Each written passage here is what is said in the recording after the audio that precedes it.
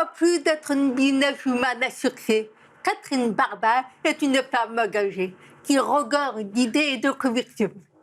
Madame Semmelweis, comme elle est affectueusement surnommée, Ella, peut partager avec nous les secrets de sa belle énergie et ce qui la guide aujourd'hui. Catherine, au CM2, tu écrivais déjà sur un carnet. Quand je serai grande, je voudrais créer une société d'informatique. Mais vraiment un pur hasard, mais que tu savais déjà que tu voulais faire. C'est drôle que tu parles de ça. C'était un devoir, en fait, un devoir sur table. J'avais eu 8,5 sur 10. Bravo, félicitations. Oui, Madame Lecointre était très dure. En fait, tu sais, j'avais oublié ce devoir. C'est mon père qui l'a exhumé du fin fond de la cave et qui me l'a montré. Et moi, je croyais que j'avais décidé d'entreprendre quand j'ai croisé des entrepreneurs. Mais apparemment, il y avait une petite graine qui était déjà là. Et je pense que c'est, tu sais, ça tient aux adultes qui t'entourent. Moi, mes parents, qui m'ont rendue très curieuse, qui me stimulaient beaucoup, tu vois. J'ai lu qu'en avril 83, parce que ça date de mai 1983, cette dissertation, ce devoir, Microsoft lançait sa première souris. Donc peut-être que l'actualité aidant, on en a parlé à table, mes parents, tu vois, m'ont parlé de Bill Gates et ça m'a donné envie. Donc je l'avais oublié, mais je pense que la curiosité, tu vois, que mes parents m'ont transmise, eh bien, était déjà à l'œuvre. Mais d'ailleurs, c'est drôle que quand tu regardes ton parcours, tu as créé ou tu es passé par plusieurs entreprises, mais vraiment très différentes. Et justement, ce qui t'a permis d'oser explorer, de pousser avec audace et enthousiasme pour de nouveaux défis à chaque fois. Ah oui, tu as raison. J'en suis à ma 4e entreprise, là, tu vois, donc ça ne s'arrête jamais, en fait. Hein. Et c'est vrai que alors, le fil conducteur de tout ça, ça reste quand même l'innovation. C'est le digital, explorer, découvrir, et ça, apprendre, c'est un moteur chez moi, tu vois. J'imagine chez toi aussi, c'est sans cesse apprendre des choses nouvelles, se remettre en question aussi. Moi, je crois qu'il ne faut jamais croire qu'on est arrivé quelque part, hein, tu vois, quand... mon mari me dit, il y a quelques années, tout marchait bien pour toi, tu avais vendu ta 2e entreprise, on aurait pu tranquillement continuer. Eh ben non, on est parti aux États-Unis et j'ai tout recommencé à zéro où personne ne me connaissait. Et en fait, j'aime bien cette idée de défi. J'aime bien me lancer des défis, tu vois.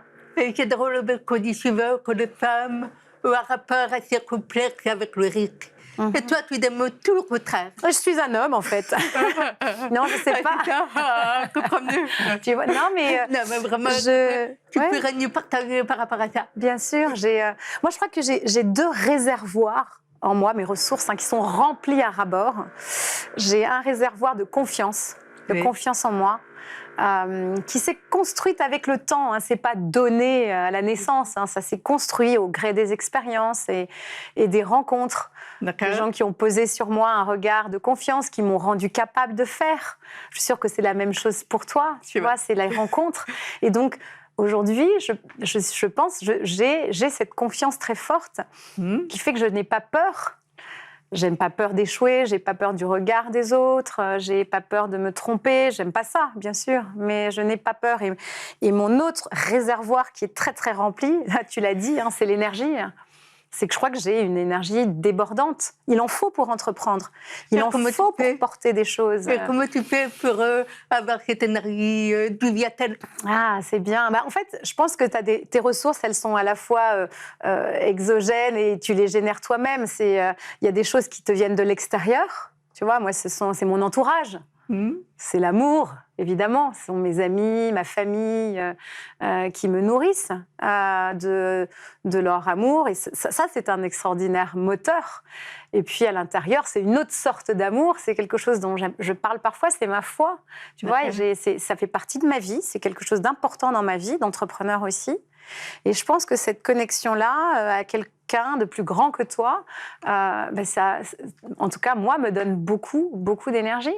Donc, voilà, c'est comme ça. Et comme j'en ai beaucoup, je la partage. Et d'ailleurs, par rapport au premier réservoir, comment pourrions-nous, toutes les deux, nourrir, remplir le réservoir des autres pour que ces personnes, à leur tour, puissent sur le mode. Bien sûr, j'essaye, tu vois, à ma mesure, et toi aussi, par ce que tu fais, tu vois, en invitant des personnes qui en ont, et ça peut inspirer les autres. Moi, dans l'école, moi aussi, j'ai créé une école, c'est ma dernière boîte, Envie, pour les indépendants. Tous les lundis matins, à 8h30, on a un rendez-vous qui s'appelle le Barba Boost. Et c'est un moment de 15 minutes où on prend des sujets comme la peur, comme surmonter ses peurs, gérer les up and down de l'entrepreneur, oser. Et à chaque fois, il y a un partage d'expérience qui est la mienne. Et on l'illustre avec de l'art. J'ai une associée qui a fait l'école du Louvre et qui connaît très bien le sujet. Donc, on fait ça et je pense que c'est un bon moyen. Le retour que l'on a, c'est que c'est un bon moyen pour les membres de la communauté de ressentir cette énergie et de la vivre. Parce qu'il y a des petits exercices, tu vois. Donc, ça passe par des rituels, je pense, par des rendez-vous. Et puis toute la bienveillance dont on entoure les personnes qu'on accompagne pour devenir indépendants. Tu vois, c'est quand quelqu'un ose te présenter une idée et que tu reçois un feedback qui n'est pas forcément positif, mais qui est dit avec beaucoup d'authenticité, critique mais bienveillant, tu te rends compte que finalement tu peux te tromper, mais c'est juste que c'est une étape sur ton chemin, tu vois. Donc c'est dans l'état d'esprit aussi de l'entreprise qu'on le fait. Et que tu peux me dire un petit peu plus sur ce projet Envie, pourquoi il y a des podeurs, quel est l'objectif? Mais oui, c'est vrai que moi, j'ai vécu 25 ans avec les start-upers, tu vois. Moi, c'était la Startup Nation, les levées de fonds, les licornes. Et en fait, j'ai nourri la conviction il y a 2 ans que l'avenir du travail, c'était probablement le travail indépendant. C'est un secret pour personne, hein, de plus en plus de personnes en France et partout ailleurs ont envie de se mettre à leur compte. Parce qu'ils l'associent à cette aspiration à plus de sens, plus d'autonomie, plus d'équilibre de vie. Et donc, cette aspiration à vouloir se mettre à son compte est très noble et j'ai envie de la valoriser, mais ça devient un cauchemar si tu n'es pas rentable. Donc, on a créé Envie, l'école des indépendants qui réussissent pour aider, pour transformer cette aspiration en revenu durable. C'est mieux. Complètement d'accord. Et par ailleurs, par rapport à ce y a des podeurs, quels sont les points communs que tu constates le plus souvent et qui te permet avec ton école de créer un vrai effet de levier? Il y a une très grande variété. Tu sais, indépendant, ça regroupe énormément de métiers, de services. Certains vendent en B2B, B2C, des produits, des services. Donc, c'est très disparate. Mais il y a un point commun, c'est quand même on se vend soi-même quand on est indépendant. On incarne son offre.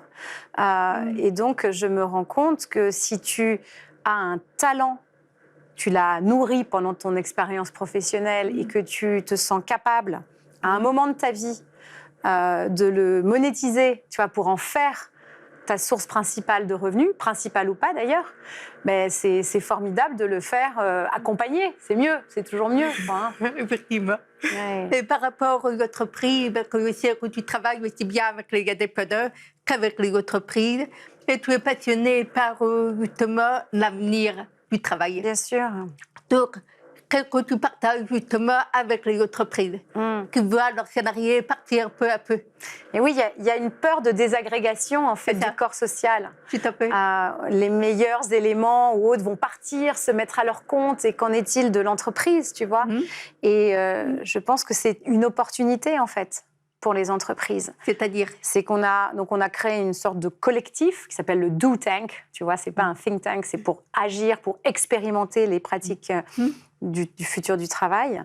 Et en fait, on se rend compte que reconnaître qu'un collaborateur a besoin ou envie d'avoir un side project, donc tu sais, ce qu'on appelle le slashing en fait, que de mots anglais, mon Dieu, mais c'est d'avoir un autre job que son job de salarié. C'est pas une façon de le perdre, c'est une façon de le garder en fait. Il faut laisser la cage ouverte pour que l'oiseau revienne, dit-on. Et en pratique. Et en pratique, ça demande d'être très encadré en fait. Il y a plusieurs entreprises qui en sont déjà là hein, aujourd'hui, des grandes entreprises du CAC 40 avec lesquelles on travaille, qui font une charte du slashing et qui reconnaissent que ben, tel salarié apporte un autre projet, alors qui évidemment n'est pas concurrent de son core business, mais ça fonctionne un peu comme une permaculture de l'entreprise en fait. Tu sais, c'est comme quand la terre se régénère quand on fait pousser plusieurs espèces au même endroit. Là, c'est une façon finalement de faire grandir pour chaque collaborateur sa capacité d'adaptation, son agilité, et ça vient faire rentrer un souffle neuf. Donc, il faut que ce soit encadré. Il y a des chartes, et puis avec un onboarding particulier, avec un accueil, avec des rituels, avec une reconnaissance. Mais je pense que c'est quelque chose qui peut être bénéfique à chacun, parce qu'au fond, l'enjeu, c'est quoi? C'est toi, en tant qu'individu, te réaliser pleinement. Alors après, attention au surmenage quand même. Et puis pour l'entreprise, c'est garder des gens extrêmement qui ont envie de s'engager. Manager l'engagement, c'est difficile, ça. Oui. Et donc, c'est pas la contrainte, la rétention qui va faire la différence. C'est très difficile comme sujet. Hein. Mais la seule réponse, pour moi, elle est dans l'expérimentation. Et c'est ce qu'on fait avec le Do Tank. Ouais. D'accord. Et d'ailleurs, au-delà de garder cet engagement du collaborateur, quels sont, d'après toi, les autres avantages pour l'entreprise? Pourquoi a-t-elle vraiment intérêt, au-delà de garder simplement ses collaborateurs, de nourrir ce côté science de la profession? Mais tu dois le voir comme moi, tu sais, le rapport au travail change partout. Ah, bah, complètement. Tu vois, et c'est pas simplement la façon de travailler qui change, mais c'est la place du travail dans nos vies, c'est le sens du travail dans nos vies.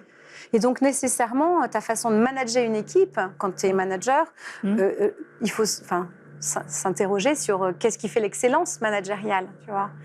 Et qu'est-ce qui fait que quelqu'un va être durablement engagé, va tout donner. La visée, c'est la performance, évidemment. Hein. Une autre forme de croissance qui reste à inventer. Mais dans une entreprise où on n'est plus dans des monolithes fermés, très, très pyramidaux, mais où les entreprises s'ouvrent, tu vois, deviennent des hubs de compétences, des sortes d'écosystèmes. Et l'enjeu, c'est comment je crée de la valeur autrement, comment je donne confiance aux gens, comment je les responsabilise, comment je fais grandir l'employabilité en même temps que la personne. Enfin, c'est des questions qui sont pas simple, mais qui, je crois, on est en train d'inventer des communautés, en fait, hein, des entreprises qui se deviennent des communautés avec une forte fraternité, peut-être, parce qu'il y a quand même des valeurs communes qui nous lient dans l'entreprise aujourd'hui. Tu vois, la raison d'être, on en parle beaucoup aujourd'hui. Et il me semble, et je le vois chez Renault, tu vois, de l'intérieur, combien la raison d'être a été travaillée et combien les collaborateurs en prennent conscience, et ça, petit à petit, ça vient colorer ta façon de travailler.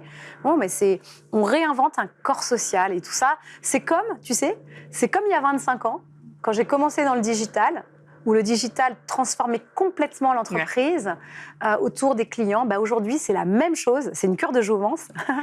Le futur du travail transforme complètement l'entreprise, mais autour du travailleur, du collaborateur. Merci beaucoup, Catherine. Et que dirais-tu justement aux personnes qui veulent créer une entreprise, se mettre en route, mais qui appréhendent? Bon, alors, je ne dirais pas n'ayez pas peur comme Jean-Paul II, hein, mais je vais rester quand même dans la métaphore un peu religieuse, je t'ai dit, hein, j'aime ça. J'aime bien cette phrase de Mère Teresa. Quand je fais des conférences, je fais souvent des conférences pour les entreprises, j'aime bien finir avec ça, c'est « Ne laissez personne venir à vous et repartir sans être plus heureux. Ne laissez personne venir à vous et repartir sans être plus heureux. » Pour moi, ça, c'est cet amour du client. Ça veut dire, quand tu es entrepreneur, c'est quelles que soient les personnes que tu croises sur ta route, des alliés, des coéquipiers, des collaborateurs, des médias, c'est qu'est-ce qui fait que dans l'interaction, au-delà de ta compétence, tu vas créer ce lien unique qui va faire grandir les autres et toi aussi. Et avec un peu de chance, si tu arrives à monétiser tout ça, tu vas être durablement rentable. Non, mais j'adore cette phrase, elle est vraiment magnifique. Ouais. Merci infiniment. Merci à toi, Virginie, c'était super. C'était un bonheur. Partagé.